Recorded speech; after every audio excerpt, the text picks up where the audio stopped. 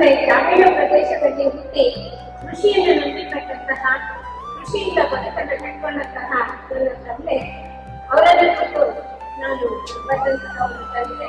ನನ್ನ ಕವನ ಸಂಕಲನ ಅರಿವಿನ ಅಣತೆ ಎನ್ನುವಂತಹ ಕವನ ಸಂಕಲನ ಇತ್ತೀಚೆಗೆ ಬಿಡುಗಡೆಯಾಗಿತ್ತು. ಆ ಕವನ ಸಂಕಲನದ ಒಂದು ಕವಿತೆಯನ್ನ ವಾಚಿಸುತ್ತಿದ್ದೇನೆ. ಅಪ್ಪನೆಂದರೆ ಅಕ್ಕರೆಯ ಅಗಣಿತ ಸಾಲುಗಳು. ಅಪ್ಪನೆಂದರೆ ಅಕ್ಕರೆಯ ಅಗಣಿತ ಸಾಲುಗಳು.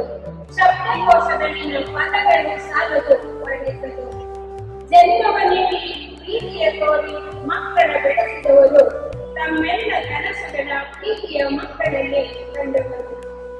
ಮಣ್ಣಿನ ಮಗ ಮಣ್ಣಿನಂತಹ ಗುಣವಂತರು ಅಪ್ಪ. ಸಹನಾಮೂರ್ತಿ ಸೌಜನ್ಯವರ್ತಿ ಅಪ್ಪ. ಕೃಷಿಯನ್ನೇ ನಂಬಿ ಖುಷಿಯಿಂದಲೇ ಕೃಷಿಯನ್ನು ಮಾಡಿದಂತವರು ಅಪ್ಪ. ಕೃಷಿಯಲ್ಲಿ ಏರಿಳಿತಗಳನ್ನ ಕಂಡರು ಸ್ಥಿರವಾಗಿ ನಿಂತವರು ಅಪ್ಪ. ಹೆಚ್ಚು ಕಲಿತವರಲ್ಲ ಅಪ್ಪ, ಆದರೂ ಬಹುಭಾಷಾ ಪ್ರೇಮಿ ನನ್ನಪ್ಪ. ಕಲೆ, ಸಾಹಿತ್ಯ, ಸಂಗೀತ, ನಾಟಕಗಳಲ್ಲಿ ಅಭಿರುಚಿ ಉಳ್ಳವರು ನನ್ನಪ್ಪ. ಪ್ರಾಣಿ, ಪಕ್ಷಿ, ಹಸಿರನ್ನ ಹೆಚ್ಚು ಪ್ರೀತಿಸಿದವರು ಅಪ್ಪ. ಹೆಣ್ಣು ಮಕ್ಕಳಿಗೆ ಹೆಚ್ಚು ಗೌರವವನ್ನ, ಪ್ರೀತಿಯನ್ನ ತೋರಿಸಿದವರು ಅಪ್ಪ. ಪ್ರೀತಿ, ವಾತ್ಸಲ್ಯ, ಮಮತೆ, ಕರುಣೆ, ತ್ಯಾಗದ ಹೆಸರೇ ಅಪ್ಪ. ಶಿಕ್ಷಣ ಪಡಿಸಿ ಭವ್ಯ ಪಥದಲ್ಲಿ ಮುನ್ನಡೆಸಿದವರು ಅಪ್ಪ. ಬದುಕಿನ ಪ್ರೀತಿ ಜವಾಬ್ದಾರಿಗಳನ್ನ ಧರಿಸಿದವರು ಅಪ್ಪ. ನಿಮ್ಮ ಪ್ರೀತಿ ತ್ಯಾಗಕ್ಕೆ ಸರಿಸಾಟಿಯಾಗೂ ಇಲ್ಲ ಅಪ್ಪ.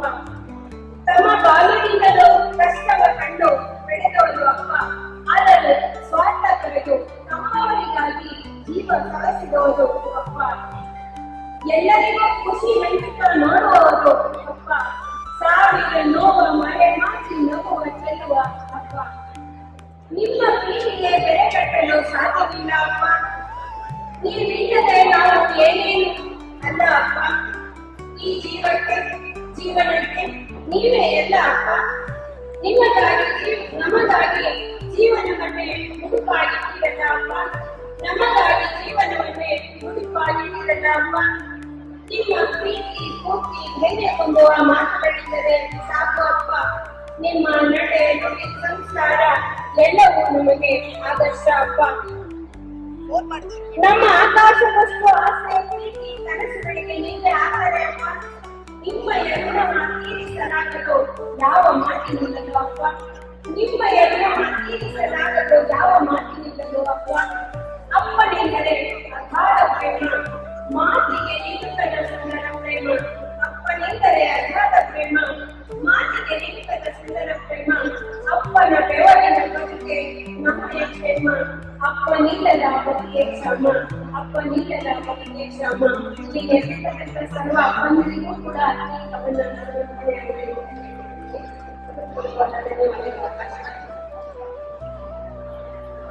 ಧನ್ಯವಾದಗಳು ಮೇಡಮ್. ಶ್ರೀದೇವಿ ಕಣ್ಣುಗಳ ಅವರಿಗೆ ಅವರ ಕವನ ವಾಚನಕ್ಕಾಗಿ. ಮೊದಲಿನ ಕವನ ವಾಚನ ಜಿತೇಂದ್ರ ಅಮೃತ ಅವರು.